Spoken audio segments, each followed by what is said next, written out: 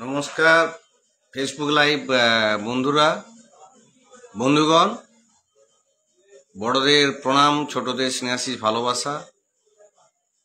ছাত্র বন্ধুরা সবাইকে ফেসবুক লাইভ আসার জন্য আহ্বান করছি। যারা এলেন নিশ্চয়ই ভালো লাগবে, যারা এলেন না পরবর্তী ক্ষেত্রে যদি সুযোগ হয় দেখে নেবে। তবে আমার লাইভ যদি কাউকে কোনোভাবে আঘাত করে থাকে বা কোথাও যদি ভুল ভ্রান্তি হয়ে থাকে নিশ্চয়ই আমাকে ক্ষমা করবেন। জাস্ট লাইভ করার মধ্য দিয়ে কিছু বলা, কিছু বিষয়কে তুলে ধরা, এখানে কোনো আবেগ উচ্ছ্বাস কাউকে আঘাত দিইনি। এটা বলার জায়গা থেকে বলার চেষ্টা করছি, এইটুকু। আর আমার পরিচয় বারে বারে দেওয়ার অবকাশ নেই। তো আমি খুব তাড়াতাড়ি একটা ইউটিউব চ্যানেলে, যেহেতু একটা পেশাগত কাজের সঙ্গে যুক্ত আছি, নিশ্চয়ই সেখানে শিক্ষণীয় বিষয়গুলোই ছাত্র বন্ধুদের কাছেই বেশি বেশি করে আলোচনা করব, একদম ধরে ধরে অধ্যায়ভিত্তিক বিষয়গুলো নিয়ে। সেটা পরে নিশ্চয়ই আসবো। ইতিমধ্যে বিদ্যালয়গুলোতে একটা আন্দাজ পেয়ে গেছে ছাত্র বন্ধুরা যে কবে থেকে পরীক্ষা হবে, কি ধরনের কি হবে। সিলেবাসের একটু চাপ আছে। তো যারা আসছেন নিশ্চয়ই ধন্যবাদ। আমি পরে নামগুলো বলবো, একটু চোখে কম দেখি। তো লাইভে যে আসুক বা নাই আসুক, পরবর্তী ক্ষেত্রে দেখার সুযোগ আছে। আমি তো ডিলিট করে দিই না। আর আমাকে নিয়ে অনেকে দ্বন্দ্ব বা সন্দেহ অনেক কিছু করতে পারেনি, কিন্তু বহু বিদগ্ধ মানুষ আছেন যারা আমার ত্রুটিগুলোকেও আমার সামনে তুলে আনছেন। তাদেরকে আমার প্রণম্য নমস্কার জানাই। আজকে ইউটিউবের সুনির্দিষ্ট কোনো কনসেপ্ট নিয়ে আলোচনা করছি না।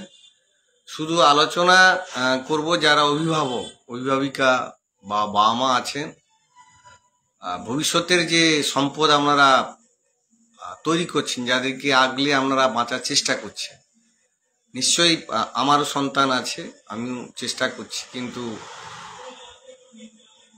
আমরা যে কায়দা, যে পদ্ধতিতে, যে নিয়ম নিরিখের রূপে তৈরি হয়েছিলাম, আজকে হাতের কাছে প্রত্যেক স্টুডেন্টের, মানে ছাত্র ছাত্রী বলতে পারবেন, সন্তান সমূহ এত কিছু রয়েছে, কিন্তু সেই ধরনের মেধা বা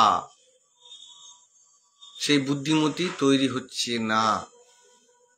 খুব কম, ভীষণ কম। তারা আবার কারা? যেখানে ভীষণ অভাব অনটন সংকট রয়েছে, সেই পরিবারের ছেলে মেয়েগুলো তৈরি হচ্ছে।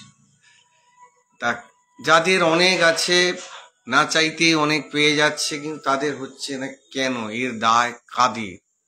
কাকে দোষারোপ করব? আমি আবার বলি, প্রত্যেকটা আলোচনায় কম বেশি বলেছি, বেশিরভাগ সময়টা বাড়িতে কাটায় বা আমার সান্নিধ্যে সংস্পর্শে, কিন্তু আউটপুট যেটুকু, সে প্রাইভেট টিউশন হতে পারে, কোনো কোচিং সেন্টার হতে পারে, কোনো মাস্টারমশাইয়ের কাছে হতে পারে।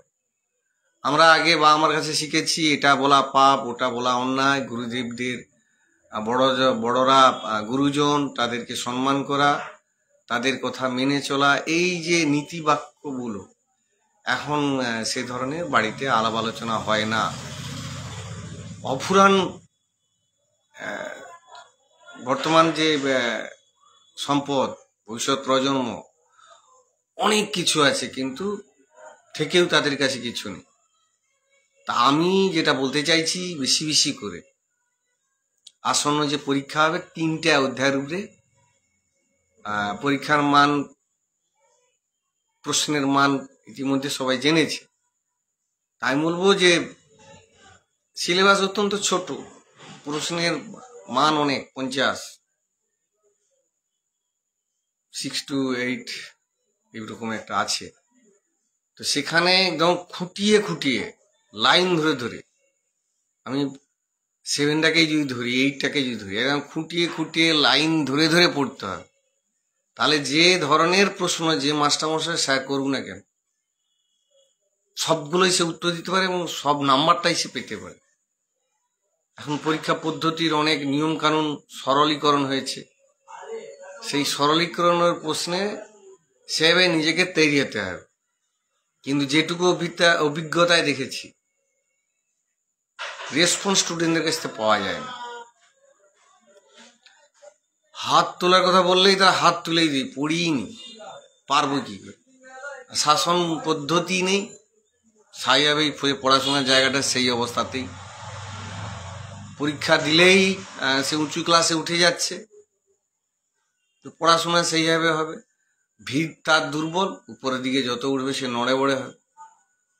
আর এটাই বলা যে আমাদের চোখ কান খোলা রেখে ভালোটাকে গ্রহণ করতে হবে, ভালোটাকে মান্যতা দিতে হবে, খারাপটা যতটা এড়িয়ে চলা যায় সেটা আমাদের চেষ্টা করতে হবে।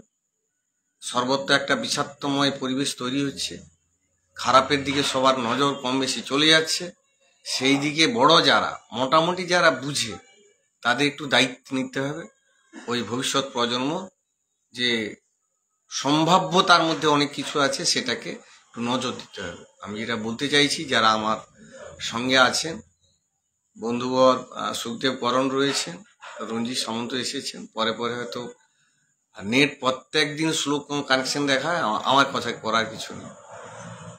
নেটের প্রবলেম হয়তো কারো কিছু করার থাকে না, তো কিছু বলার অনেক ছিল। আগামী দিনে নিশ্চয়ই আমার ইউটিউব চ্যানেল খুললে পরে সেখানে বিশেষত ছাত্র বন্ধুরা সমৃদ্ধ হবে, উপকৃত হবে।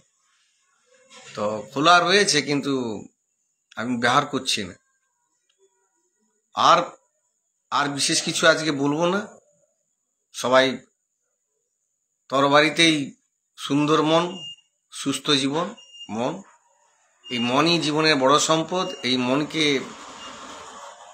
দৃঢ় করে, মনের জোর দিয়ে অন্যায়ের বিরুদ্ধে প্রতিবাদে সামিল হওয়া, সংঘবদ্ধ হওয়া, দেশকে, জাতিকে, সম্প্রদায়কে, শ্রেণীকে টিকিয়ে রেখে লড়াই করা, ঐক্যবদ্ধ হওয়া।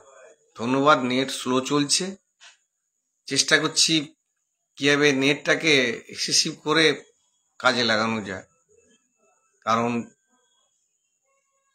লাইভ আমার ভীষণ ভালো লাগে। আমি লাইভ প্রত্যেক দিন নিয়ম করে 8টার থেকে 8:30টার মধ্যে আসবো। অনেকে আমার হোয়াটসঅ্যাপেও আছেন। সুনির্দিষ্ট যদি একটা কোনো বিষয়ের উপরে আলোচনা করা যায় সত্যি ভালো লাগে, কিন্তু সুনির্দিষ্ট আলোচনা করতে গেলে পরে সময় লাগবে, সেই সময় বা ধৈর্য নেই কারো।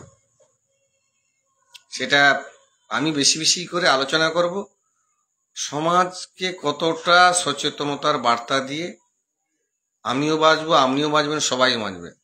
তো ভগবানের কাছে প্রার্থনা করুক, যারা দুর্বৃত্তায়নের সঙ্গে যুক্ত, যারা দুর্বৃত্তায়নকে সাপোর্ট করে, অন্যায়কে সাপোর্ট করে, তাদের জন্য ভগবান উপর থেকে শাস্তি দেয়। কারণ ভারতবর্ষের সংবিধানে ল অ্যান্ড অর্ডার যে নীতি, আইনের যে ধারাগুলো রয়েছে, অন্তত আমি ব্যক্তিগতভাবে এই দীর্ঘমেয়াদী বিষয়গুলোকে করছি না, সাপোর্ট করছি না।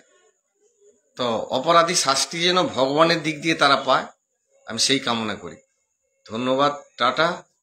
আবার শেষে বলবো, আপনারা সুস্থ থাকুন, তরবারি সুন্দরম সুস্থ জীবন, টাটা।